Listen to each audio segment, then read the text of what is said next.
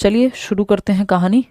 जैसे जैसे आते जाएं वैसे वैसे लाइक करके बताते जाएं कि हम गए हैं और शुरू करेंगे। थोड़ा सा सेशन ऑफ कोर्स बड़ा रहेगा, वैसे मैं स्पीड में लेके चलूँगी, लेकिन फिर भी आपके 50 क्वेश्चन हैं, समय लगेगा। ठीक, तो देखते हैं कहानी कैसे शुरू होगी और कहाँ से शुरू होगी। विच of the following statements, question number 1 है, विच of the following statements about inclusive education यानी समावेशी शिक्षा के बारे में कौन सी एक बात सही नहीं है, इज नॉट करेक्ट। सही नहीं है, जहां नहीं है लिखा हो वहां थोड़ा और सतर्क होकर के जवाब देना चाहिए। ये बात हमें पता है, ये बेसिक फंडा है।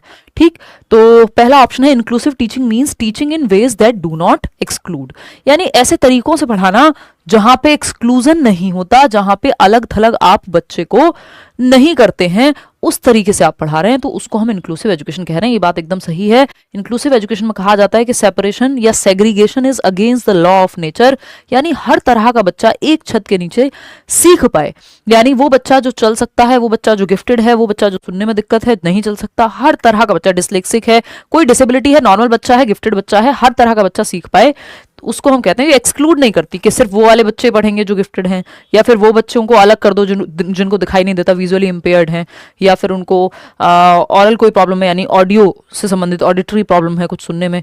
तो ये बात तो सही है, और जो सही है वो तो हमें चाहिए नहीं, क्योंकि हमको गलत चाहिए, नॉट लिखा है। सेकंड है inclusive teaching means adopting pedagogies that support needs of all students. ये बात भी सही है, लेकिन हमको तो गलत चाहिए कि भाई हर बच्चे की नीड को जो सपोर्ट करे वो इंक्लूसिव एजुकेशन। फिर आता है an inclusive classroom accommodates differences in language styles and promotes collaboration, यानी अलग अलग तरह से सीखने वाले बच्चे होंगे, लर्निंग स्टाइल डिफरेंट होंगी क्लासरूम में। एक बच्चा होगा जिसको अकेले पढ़ना पसंद होगा, दूसरा होगा जिसको ग्रुप में पढ़ना पसंद होगा, तीसरा बच्चा होगा जो सुन के अच्छा सीखता है, चौथा बच्चा होगा जो करके अच्छा सीखता है या देख करके अच्छा सीखता है। तो डिफरेंट बच्चे डिफरेंट तरीके, बात सही है। अब हमें यह ध्यान रखना है कि हमने क्वेश्चन पढ़ा ठीक से हो, आधा काम वहीं खत्म हो जाता है जहां आप क्वेश्चन को ठीक से पढ़ लेते हैं। ठीक, तो अगर हम देख रहे हैं नहीं सही है तो फिर तो फोर्थ ही ऑप्शन बचा हुआ है, पांचवा तो है नहीं, होगा तो यही, लेकिन फिर भी पढ़ेंगे। N inclusive classroom centres on fixed करिकुला and standard assessment. Fixed करिकुला, यही बात गड़बड़ हो गई। फिक्स्ड करिकुला लिखा हो, रिजिड करिकुला लिखा हो। करिकुला का मतलब यहाँ करिकुलम से ही है, यानी पाठ्यचर्या से है, एक्टिविटीज से है, यानी जहां पे रिजिड है, फिक्स्ड एक्टिविटीज हैं, कोई बदलाव नहीं होता किसी बच्चे के लिए, सबके लिए सेम है, यूनिफॉर्म इंस्ट्रक्शन है, स्टैंडर्डाइज्ड इंस्ट्रक्शन है, करिकुला फिक्स है, रिजिड है नहीं। फ्लेक्सिबिलिटी चाहिए हमको, जिसमें कोई चेंज संभव नहीं है, जो झुकते नहीं टूट जाते हैं वाली बात है, जो पेड़ के बारे में हम कहते हैं। तो लचीलापन होना बहुत जरूरी है यहाँ पे। ठीक, तो एक समावेशी कक्षा निश्चित पाठ्यचर्या और मानक मूल्यांकन पर ही केंद्रित होती है, नहीं भाई, डिफरेंशिएटेड, डिफरेंट तरीके से पढ़ाओ, डिफरेंट तरीके के बच्चे हैं, अलग अलग तरीके से उनको जांचो, differentiated instruction, different methods of assessment और टीचिंग एंड लर्निंग के भी डिफरेंट मेथड अपनाओ। तो यही गलत है फोर्थ ऑप्शन, और जो गलत है वही सही है, क्योंकि पूछा ही गलत था। ये बात आपको पसंद है, तो fourth option is the right answer. Question number 2 देखिएगा और जवाब दीजिएगा। क्वेश्चन नंबर 2 क्या कहना चाहता है कवि, फटाफट से देखिए और बताइए। अगर हम देखें क्वेश्चन नंबर 2, असर्शन क्या है भाई, learners construct their own knowledge based on what they already know, यानी एक अभिकथन है कि शिक्षार्थी अपने पूर्व ज्ञात ज्ञान के आधार पर अपना ज्ञान निर्मित करते हैं, यानी जो वो जानते हैं ओल्ड नॉलेज से नई नॉलेज को बनाते हैं। ये बात एकदम सही है, जो आपको आता है उसके बेस पे उसकी को आधार बना करके हम आपको नया सिखा सकते हैं। सेकेंड क्लास में जो सीखा होता है वो थर्ड में काम आता है, थर्ड में जो आप सीखते हैं वो बेस बनता है फोर्थ के लिए। बात सही है नहीं है, सही है। फिर इसका रीजन क्या दिया है, finding patterns and making linkages with previous knowledge helps learners to process information meaningfully, यानी अगर लिंक बनता है, यानी कोई एक क्या कहें कनेक्शन बिल्ड होता है, संबंध बनता है पिछले पार्ट के साथ, तो ये सीखने में मददगार साबित होता है, इसलिए प्रीवियस नॉलेज इंपॉर्टेंट है। दोनों ही बातें सही हैं और ये इसका रीजन भी सही है। तो both A and R R true and R is the correct explanation of A. देखिए जो लास्ट वाला पार्ट है ना, जो 15 नंबर है आपके, ये उतने मुश्किल नहीं है, बस आपको इनकी प्रैक्टिस करके जानी है। ठीक है ना, फंसाती हैं आपको थियोरीज। ठीक, आगे बढ़ते हैं। क्वेश्चन नंबर 3 देखिएगा, ये क्या कहता है, समझते हैं एक एक करके सारे ऑप्शंस को भी, और पहले क्वेश्चन को पढ़ेंगे। आधी कहानी वहीं से सॉल्व हो जाती है जब आप क्वेश्चन को पढ़ लेते हैं। There are 3 teachers in a school, 3 teacher हैं एक स्कूल में, मतलब 3 अलग अलग टीचर्स की बात हो रही है, स्कूल में टीचर ज्यादा भी हो सकते हैं। They all claim to have inclusive education settings in their classroom, ये सब दावा तो ये करते हैं कि हमारी तो समावेशी शिक्षा है, हम तो हर तरह के बच्चों को पढ़ाते हैं, ये दावा कर रहे हैं तीनों के तीनों टीचर। अब इनकी हरकतों से देख लेते हैं, यानी क्लासरूम में जो एक्टिविटी हो रही है उससे देख लेते हैं कि कौन इंक्लूसिव है। टीचर 1 है जो कहता है she uses the same teaching methods for all students, यानी सभी छात्रों के लिए एक ही शिक्षण पद्धति, एक ही मेथड का इस्तेमाल करती हैं, यानी यूनिफॉर्म इंस्ट्रक्शन का इस्तेमाल कर रही हैं, यानी हर बच्चे को सेम मेथड से सिखा रही हैं, स्टैंडर्डाइज्ड इंस्ट्रक्शन कह लीजिए या यूनिफॉर्म कह लीजिए, यानी सभी के लिए सेम, सबको एक डंडे से नहीं हाँकना है। इंक्लूसिव एजुकेशन में डिफरेंट मेथड डिफरेंट बच्चों के लिए यूज किए जाते हैं, सिर्फ एक मेथड से पूरी क्लास को नहीं पढ़ाया जाता। जब बच्चे अलग अलग ढंग से सीख सकते हैं, सोच सकते हैं, जो गार्डनर भी कहते हैं मल्टीपल इंटेलिजेंस में, तो उनको हम अलग अलग तरीके से सिखा क्यों नहीं सकते? तो अलग अलग तरीके से सिखाना, सिर्फ एक मेथड का इस्तेमाल थोड़ी करेंगे, डिफरेंशिएटेड इंस्ट्रक्शन, डिफरेंट मेथड अलग अलग बच्चों की नीड को ध्यान में रखते हुए। तो ये तो इंक्लूसिव एजुकेशन की बात नहीं कर रही। हर बच्चे को कैसे केटर करोगे आप? एक ही मेथड का इस्तेमाल करके। फिर आता है टीचर 2 की बात कर लेते हैं। She adapts teaching strategies to suit diverse needs, यानी जो टीचर 2 है वो कक्षा में विभिन्न विद्यार्थियों की आवश्यकताओं के अनुरूप शिक्षण रणनीति का निर्माण करती है, यानी अलग अलग मेथड अलग अलग बच्चों के लिए। ये बात सही है, ये इंक्लूसिव एजुकेशन का ध्यान रख रही हैं। फिर आते हैं टीचर 3 पे। टीचर 3 क्या कह रहे हैं भाई? She focuses only on academically strong students, यानी जो बच्चे पढ़ने में अच्छे सिर्फ उन पे ही ध्यान है। तो ये तो हर बच्चे को साथ लेके चलना है। इंक्लूसिव एजुकेशन क्या कहती है? एजुकेशन फॉर ऑल, सभी के लिए शिक्षा की बात करती है इंक्लूसिव एजुकेशन। बात सही है या नहीं है? सही है। तो 4th टीचर क्या है भाई? 4 टीचर दे दिए, यहाँ पे हमने 3 लिखा था, यहाँ पे 4 लिख लेना। She avoids extra responsibility for students with disability. भाई कई बार ऐसा हो सकता है जिन बच्चों को दिव्यांगता है उनकी एक्स्ट्रा रिस्पॉन्सिबिलिटी आपको लेना पड़े, उनके लिए स्पेशल मेजर्स लेने पड़े। हो सकता है आपके स्कूल में लिफ्ट ना हो सकता है आपके स्कूल में जो है रैंप ना हो, तो उसकी जगह आपको फिर ग्राउंड फ्लोर पे ऐसे बच्चों की क्लास शिफ्ट करनी पड़े जिनको चलने में दिक्कत है। ऐसा बच्चा जिसको देखने में दिक्कत है, आप उसको स्पेशली मेजर लेके आगे बैठाएंगे। एक बच्चा जिसको सुनने में दिक्कत है उसको आप आगे बिठाएंगे। तो ये स्पेशल मेजर्स हैं जो एक्स्ट्रा रिस्पॉन्सिबिलिटी लेनी पड़ती है टीचर को, अगर स्पेशल बच्चा है तो ऐसा नहीं आप कह देंगे नहीं हम तो लेंगे नहीं। तो एक ही टीचर फिर यहाँ इंक्लूसिव एजुकेशन के हिसाब से चलता हुआ नजर आ रहा है हमें, वो है टीचर 2, जो क्या करती हैं? डिफरेंट टीचिंग स्ट्रेटजीज अपना रही हैं अलग अलग बच्चों के लिए, क्योंकि अलग अलग बच्चे अलग अलग तरह से सीखते हैं। 3 लर्निंग स्टाइल होती हैं, आपको पता होना चाहिए। मुख्य रूप से जो है 3 ही लर्निंग स्टाइल हैं। एक है विजुअल लर्नर्स, यानी वो बच्चे जिनको चार्ट दिखा दो, पिक्चर दिखा दो, आप लोग भी जल्दी ही सीखते होंगे। ज्यादातर लोगों को हमें विजुअली सीखना ही पसंद है। 65% लर्नर्स हैं दुनिया में जो देख करके सीखना ज्यादा पसंद करते हैं। फिर ओरल स्टाइल आता है, जिसको ऑडियो से जोड़िएगा आप, सुनने की बात हो रही है, तो यहां पे फिर बच्चे 30% हैं जो सुन करके सीखते हैं। फिर आता है काइंस्थेटिक, यानी करके सीखना, इनको फिजिकल एक्टिविटी ही करानी पड़ेगी कोई ना कोई, तब जाके बात बनेगी। ये 5% लोग हैं। ठीक, तो ज्यादातर लोग पिक्चर्स और सुन करके सीख जाते हैं। ये बात सही है, दोनों का इस्तेमाल हो रहा है इन दोनों लर्निंग स्टाइल का अभी, क्योंकि मैं आपको बीच में पिक्चर भी दिखा रही हूँ या आप इमेज भी देख रहे हैं और हम डिस्कशन भी कर रहे हैं, है ना। फिजिकल एक्टिविटी बस यहाँ नहीं हो रही है। तो ये अलग अलग प्रकार हैं, ये लर्निंग स्टाइल्स हैं कि बच्चे अलग अलग ढंग से सीखते हैं। आगे बढ़ेंगे, क्वेश्चन नंबर 4 देखिएगा क्या कहता है, फटाफट से समझेंगे बिना समय गवाए, देखिएगा। ठीक, बहुत बढ़िया। कोई क्या कह रहा है पता ही नहीं, पढ़ाई पे ध्यान लगा लो। बहुत शादी की लिस्ट में अभी तक आपका नाम नहीं आया है क्या? मोहम्मद हसीब कह रहे हैं शादी कोई ऐसे अचानक से होने वाला कोई संकट थोड़ी है कि आएगा तो वो बस करनी ही पड़ेगी। है मम्मी को हम समझा दिए, मम्मी समझ भी गई हैं बिना ज़्यादा समझाए। मुझे लगा थोड़ा संघर्ष लगेगा, बट लगा ही नहीं। मम्मी ने सब्र कर लिया है कि इसको करनी होगी तो कर लेगी, नहीं तो नहीं। ठीक, नहीं तो नंबर तो मेरा ही है अब। ठीक, जिस नंबर की आप बात कर रहे हैं उस नंबर में मैं बिल्कुल अब सही समय पे हूँ। ठीक, देखिएगा एक बार, क्वेश्चन नंबर 4 है, a teacher wants to foster cognitive development in students, यानी टीचर चाहती है कि बच्चों का संज्ञानात्मक विकास जो है वो बेहतर हो। Which of the following should she do in order to achieve that? अब बच्चे के संज्ञानात्मक कौशल यानी सुनना समझना, मतलब basically thinking, reasoning, problem solving, जो भी काम दिमाग से हो रहे हैं वो बेहतर हो पाए, दिमाग का विकास अच्छे से हो पाए, मेंटल या इंटेलेक्चुअल डेवलपमेंट कह सकते हैं। पियाजे और वाइगोस्की ने इसी पे थियरी दी है। तो इसको बढ़ावा देना चाहते हैं आप। थिंकिंग, रीजनिंग, जितने भी काम दिमाग से हो रहे हैं उनको बेहतर करना चाहते हैं। Thinking, reasoning, problem solving, decision making, imagination, attention, memory, perception, ये सब काम दिमाग से होते हैं। इन सारी क्षमताओं को बेहतर करना है, मेंटल स्किल्स को इन शॉर्ट। तो क्या करें? पहला ऑप्शन है providing a strict classroom environment. देखिए, स्ट्रिक्ट क्लासरूम एनवायरनमेंट से बच्चों की लर्निंग बाय डूइंग नहीं हो पाएगी, बच्चे एक्टिव नहीं रह पाएंगे, टीचर के हिसाब से चल रही होंगी चीजें।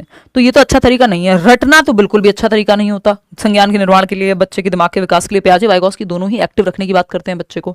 फिर आता है third option, promoting problem solving and critical thinking. यहां बच्चा हमें थोड़ा सक्रिय लग रहा है और पेडागोजी के ज्यादातर क्वेश्चंस आपके सॉल्व हो जाएंगे सिर्फ इस बात को ध्यान में रखने से कि बच्चा ज्यादा एक्टिव कहां है। समझ पा रहे हो बात को?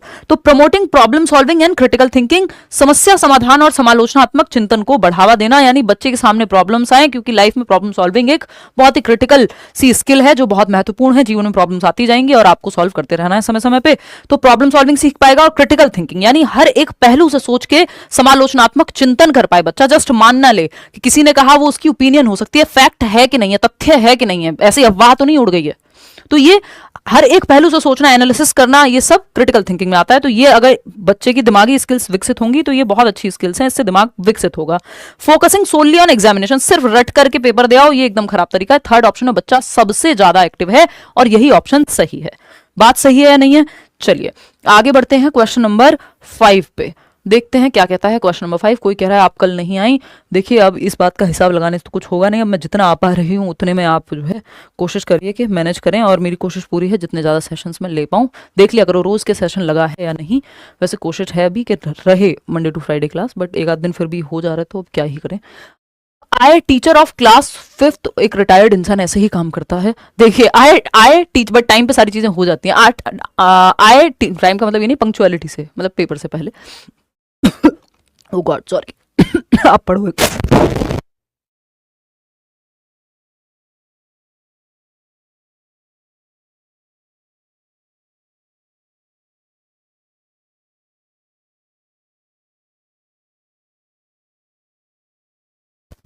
देखिएगा, तो अगर हम बात करते हैं क्वेश्चन नंबर 5 की, कहता है I teacher of class 5th follow constructivist approach, रचनावादी अप्रोच, जो पियाजे और वाइगोस्की जिससे बिलोंग करते हैं, जहां बच्चा ज्ञान की कंस्ट्रक्शन करता है, एक्टिव नॉलेज बिल्ड करता है, of learning for children of my classroom. ठीक है, मतलब रचनावादी अप्रोच है कि बच्चे एक्टिवली सीखें।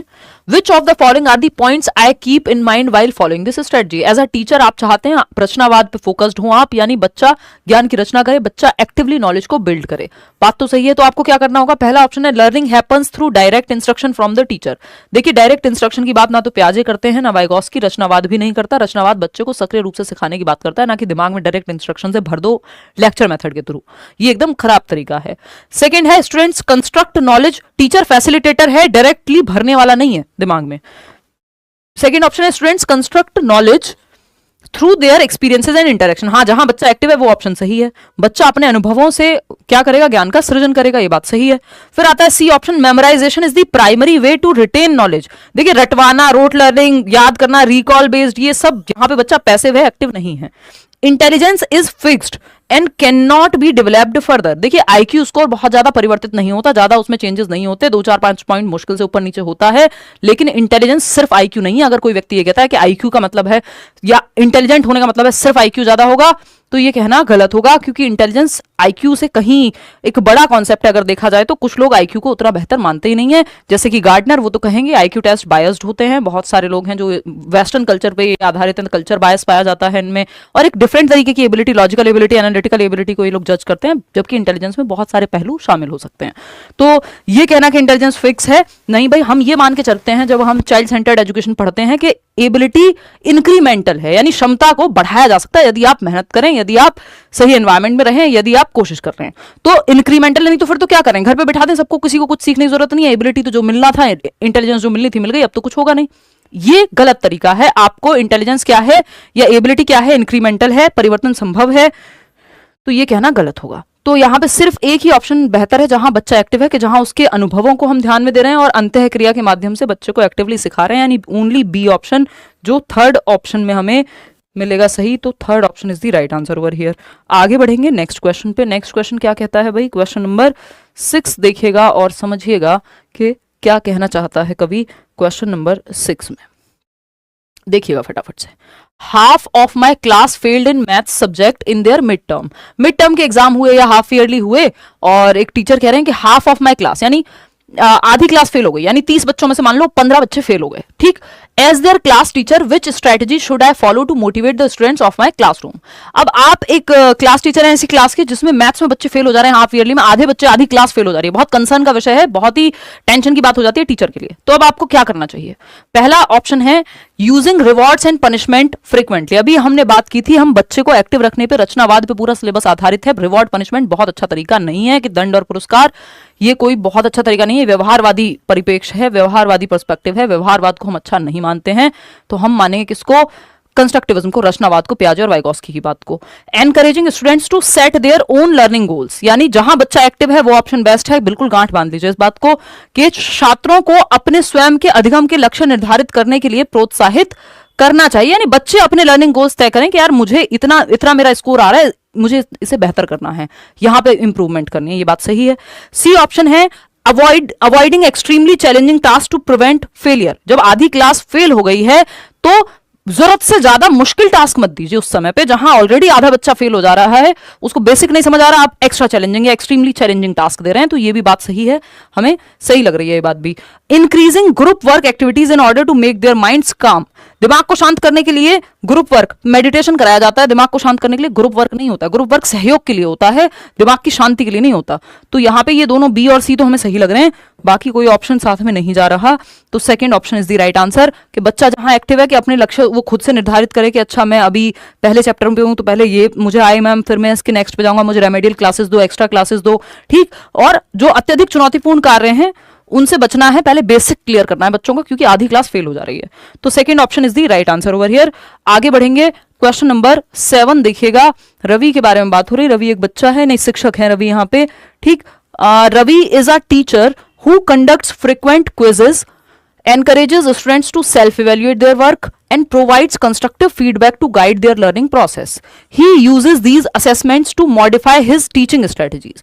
तो वो क्या करता है, अपने आकलन के तरीके जो है अपनाता है, जिसमें टीचिंग स्ट्रेटजीज यानी अपने मेथड्स को मॉडिफिकेशन की अगर जरूरत पड़ रही है। यानी रवि एक टीचर है जो क्या मानता है, फ्रीक्वेंट क्विजेस, क्लास में डिफरेंट क्विज कराते रहते हैं, एक्टिविटीज कराते रहते हैं, क्वेश्चंस पूछते रहते हैं बच्चों को खुद से आकलन करने के लिए कि अच्छा तुम खुद को कितना स्कोर दोगे इस एक्टिविटी में, है ना, इस सब के लिए प्रेरित कर रहे हैं। चलो बहुत अच्छी बात है।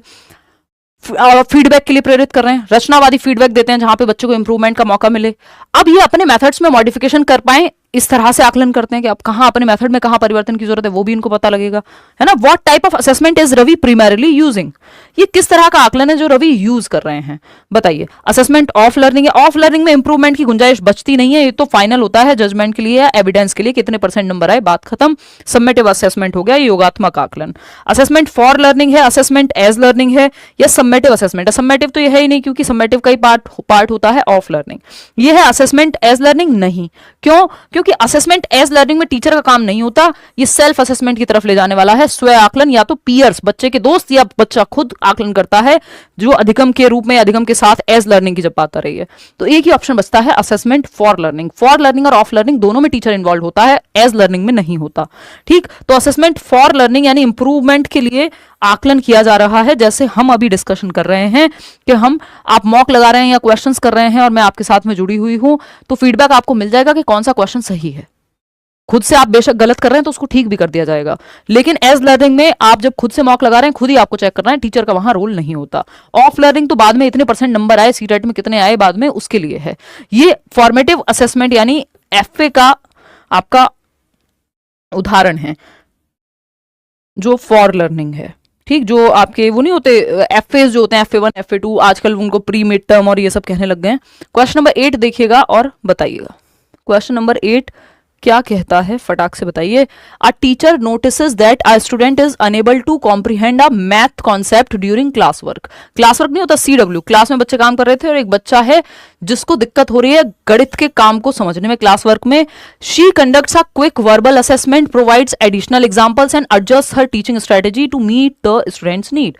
तो जो टीचर हैं, इन्होंने देखा एक बच्चे को गणित के काम को समझने में दिक्कत हो रही है, तो इन्होंने अपनी टीचिंग स्ट्रेटेजी, अपनी टीचिंग मेथड में तुरंत परिवर्तन किया, दूसरा एग्जाम्पल दिया, तीसरा एग्जाम्पल दिया, डिफरेंट मेथड अपनाए, है ना, और क्या किया, एडजस्ट हर टीचिंग स्ट्रेटेजी, बच्चे की नीड के अकॉर्डिंग अपने मेथड में परिवर्तन किया, ठीक। विच टाइप ऑफ असेसमेंट, किस प्रकार का आकलन है ये, सबमेटिव असेसमेंट है, ये फॉर्मेटिव है, ऑफ लर्निंग है, फॉर लर्निंग है, बताइए एक बार। ये असेसमेंट फॉर लर्निंग है, क्योंकि इन्होंने देखा a teacher notices that a student is unable to comprehend a math concept during class work, she conducts a quick verbal assessment, provides additional examples and adjust her teaching strategy to meet the students need. देखिए हम इसमें जाएंगे diagnostic assessment के साथ, क्योंकि यहाँ पे gap का या डिफिकल्टी जहां बच्चे को हो रही थी उसके लिए रेमेडी दी है। तो डायग्नोस्टिक के बाद रेमेडी दी जाती है। डायग्नोस्टिक होता है निदान करना, गैप का या रीजन का पता लगाना, कहाँ दिक्कत है और फिर उसको सॉल्व करना, रेमेडी इसी के अंदर आता है। तो ये डायग्नोस्टिक कहलाया क्योंकि डिफिकल्टी पहचान के फिर उस पर काम किया गया है। क्वेश्चन नंबर 9 देखिएगा क्या कहता है। क्वेश्चन नंबर 9 फटाफट से देखेंगे। क्वेश्चन नंबर 9 क्या कह रहा है भाई? क्वेश्चन नंबर 9 कह रहा है, a teacher uses a final term examination, यानी एनुअल एग्जाम है, फाइनल आपका मान लो बोर्ड एग्जाम है, to assign grades to students based on their performance. तो final examination to assign grades to students based on their performance, कैसा कैसा perform किया उस हिसाब से उनको ग्रेड्स दिए जा रहे हैं फाइनल एग्जाम में। She does not provide any feedback और use the result to improve her teaching strategies. अब वो किसी रिजल्ट का या किसी चीज का यूज नहीं कर रही है कि कोई टीचिंग स्ट्रेटजीज को इंप्रूव किया जा सके, क्योंकि फाइनल एग्जाम है। अब तो फाइनल एग्जाम के बाद सीधा बोर्ड का रिजल्ट आएगा या फाइनल रिजल्ट आएगा। अब सीटेट का पेपर जब आप दे आओगे तो बाद में थोड़ी उसमें चेंज कर सकते हो, मॉक टेस्ट में तो चेंज कर सकते हो, ठीक। Which type of assessment does this represent, किस प्रकार का आकलन है? तो ये सबमेटिव असेसमेंट है जो एविडेंस बेस्ड होता है, जो फाइनल जजमेंट जिसमें दे दिया जाएगा। तो असेसमेंट फॉर लर्निंग है, ऑफ लर्निंग है, क्या है ये असेसमेंट ऑफ लर्निंग है, क्योंकि यहां पे फिर चेंजेस संभव नहीं है, अधिगम का आकलन है। के लिए होता तो इसमें इंप्रूवमेंट की संभावना होती, ड्यूरिंग टीचिंग लर्निंग प्रोसेस होता, एंड में नहीं होता, ठीक। डायग्नोस्टिक में जहां डिफिकल्टी होती है, गैप्स का पता लगाने के लिए डायग्नोस्टिक होता है। फॉर्मेटिव में भी अगेन चेंजेस होते हैं, तो ये यहां पे चेंजेस की तो संभावना ही नहीं है, तो ये भी हो नहीं सकता सही जवाब। तो अधिगम का आकलन। क्वेश्चन नंबर 10 देखिएगा और बताइएगा क्या कहना चाहता है क्वेश्चन नंबर 10। क्वेश्चन नंबर 10 क्या कहना चाहता है? I am a psychology student and was studying the topic of learning. एक बच्चा है, एक व्यक्ति है जो कह रहा है या कह रही है कि मैं एक मनोविज्ञान का छात्र हूं और मैं लर्निंग यानी अधिगम यानी सीखना टॉपिक पढ़ रहा हूं। I wrote down a few points down on a paper, एक पेपर पे मैं कुछ पॉइंट्स लिखता हूं लर्निंग चैप्टर पढ़ने के बाद। विच of the following points is correct about learning. कुल मिला के लर्निंग आपका चैप्टर है इसमें लास्ट में, जो ये 10 नंबर की 15 नंबर की पेडागोजी हम कर रहे हैं उसमें। तो अगर देखा जाए तो लर्निंग के बारे में, उसके कैरेक्टरिस्टिक्स के बारे में पूछा है, जिसपे एक क्वेश्चन आता है पेपर में। पहला है learning depends on learners previous knowledge. बच्चे के पूर्व ज्ञान पे अधिगम जो है बेस्ड होता है ओल्ड नॉलेज पे। ये बात एकदम सही है, जो बच्चे को आता है उस पे ही तो आप नींव पे ही तो इमारत बनती है कि उल्टा कर दोगे, हैं। फिर आता है second option, learning implies reorganization of prior conceptual schemes. जो बच्चे के दिमाग में स्कीमा, प्रीवियस नॉलेज, पूर्व ज्ञान भरा हुआ है, उसी को रीऑर्गेनाइज करके आप नया कुछ सीखते हैं, पुरानी चीज में ही नया जोड़ा जाएगा। ये बात एकदम सही है। Learning is facilitated by social action, यानी सामाजिक गतिविधि, यानी बच्चा जब ग्रुप में सीखेगा, रियल लाइफ प्रॉब्लम से जोड़ के सीखेगा तो बेहतर सीखेगा। ये बात भी सही है लर्निंग के बारे में, ये लर्निंग का कैरेक्टरिस्टिक है। Learning as a product rather than process, ये कहना गलत होगा कि लर्निंग जो है वो प्रोडक्ट है, एक उत्पाद है, एक प्रक्रिया नहीं है। उत्पाद होता है ये फाइनल है, अब इसमें कुछ ऐड नहीं हो सकता। जैसे ये पेन है, ये फाइनल प्रोडक्ट है, कंपनी ने बना के भेज दिया। ये घड़ी है, फाइनल प्रोडक्ट है, अब इसमें क्या ही इंप्रूव करोगे। लेकिन सीखना, लर्निंग एक प्रक्रिया है, प्रोसेस है जो ऑनगोइंग है। प्रोसेस हमेशा इंप्रूव होती रह सकती है, चाहे वो लर्निंग हो, डेवलपमेंट हो, सोशलाइजेशन हो, यानी सामाजिकरण हुआ, विकास की प्रक्रिया हुई, सामाजिकरण की प्रक्रिया हुई, अधिगम की प्रक्रिया हुई, ये सब प्रक्रियाएं हैं। तो प्रोसेसेस तो हमेशा ऑनगोइंग होती हैं, इंप्रूवमेंट का स्कोप हमेशा रहता है। प्रोडक्ट नहीं हो सकता लर्निंग, डेवलपमेंट या आपका सोशलाइजेशन, ये सब प्रक्रियाएं ऑनगोइंग है, लाइफ लॉन्ग चलती रहती हैं। तो ये कहना तो गलत होगा, प्रक्रिया हमेशा चलती रहती है, वो प्रोडक्ट नहीं है कि एक फाइनल प्रोडक्ट है पेन, अब ये आ गया, अब इसमें कुछ नहीं हो सकता, अब इसकी शेप नहीं बदल सकती। नहीं, प्रोसेस तो चेंज करते रह सकते हो। सीखना हमेशा की प्रक्रिया है, आप पुरानी चीजें भूलते हो, नहीं सीखते हो या चेंज करते हो पुराने में। फर्स्ट, सेकंड, थर्ड तीनों बातें सही है, फोर्थ सही नहीं है। Fourth option is the right answer, क्योंकि फोर्थ जहां जहां है हमें वो हटाना होगा, तो फोर्थ यहां पे सही है। आगे बढ़ेंगे।